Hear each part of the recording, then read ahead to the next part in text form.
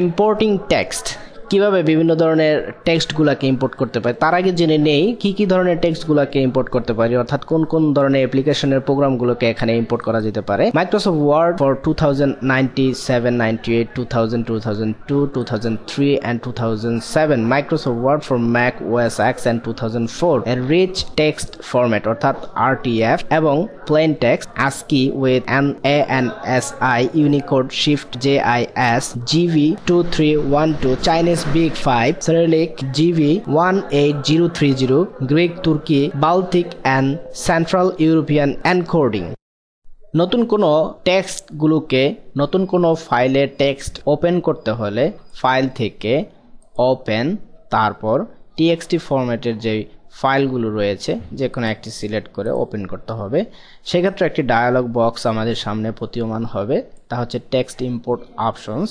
প্রথমে রয়েছে encoding platform হিসেবে উইন্ডোজ অর ম্যাক, দুই প্রকারের প্ল্যাটফর্ম, যে কোনো একটি প্ল্যাটফর্ম বেছে নিতে হবে। তবে ম্যাক এর ক্ষেত্রে পাওয়ার পিসি বেসড এবং ইন্টেল বেসড যে কোনো একটি বেছে নিতে হবে। আমরা এক্ষেত্রে উইন্ডোজ সিলেক্ট করে নিলাম। তারপর রয়েছে ক্যারেক্টার সেট, ক্যারেক্টার সেটগুলো আমরা এখান থেকে দিয়ে দিতে হবে কি ধরনের ক্যারেক্টার সেট আমরা ব্যবহার করতেছি। আমরা সাধারণত ASCII ক্যারেক্টার সেট ব্যবহার করে থাকি। এক্সট্রা ক্যারেজ রিটার্নস অর্থাৎ remove at end of every line, প্রত্যেকটা লাইনের যে হিডেন মার্কার রয়েছে লাইন হিসেবে এবং প্রত্যেকটা প্যারার হিডেন প্যারার মার্কার রয়েছে সেগুলোকে আমরা রিমুভ করতে চাইলে তা টিকমার্ক করে রাখতে হবে। এবং যেখানে ট্যাব ব্যবহার করা হয়েছে অথবা 3টি স্পেস এর বেশি ব্যবহার করা হয়েছে সেক্ষেত্রে সে ট্যাব হিসেবে বেছে নেবে যদি আমরা একে টিকমার্ক করে দেই। তারপর সর্বশেষে আমরা ওকে বাটনে ক্লিক করব। সেক্ষেত্রে নতুন একটা ডকুমেন্টে সে তার টেক্সটগুলোকে দেখাবে। যদি আমরা কোনো টেক্সটকে প্লেস করতে চাই সেই ক্ষেত্রে ফাইল, প্লেস টেক্সট, সেম, ওকে। সেক্ষেত্রে দেখা যাচ্ছে যে আমাদের এক্সিস্টিং যে ফাইলটি রয়েছে এই টেক্সটগুলো ইম্পোর্ট হয়েছে।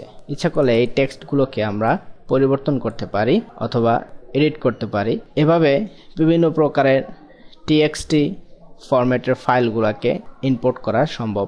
তাছাড়া রিচ টেক্সট ফরম্যাটের যে ফাইলগুলো রয়েছে RTF, সেগুলোর ক্ষেত্রে একটু মনোযোগী হতে হবে। যেমন আপনার ফাইলগুলোর ভিতরে কোনো ফন্ট যদি মিসিং থাকে সিস্টেমে, অর্থাৎ যে ফন্টগুলো আপনি ব্যবহার করতেছেন সেই ফন্টগুলো যদি সিস্টেমে ইনস্টল করা না থাকে সেই ক্ষেত্রে আপনার মিসিং ফন্টগুলোর আকার ধারণ করবে এরূপ যা বোধগম্য নয়।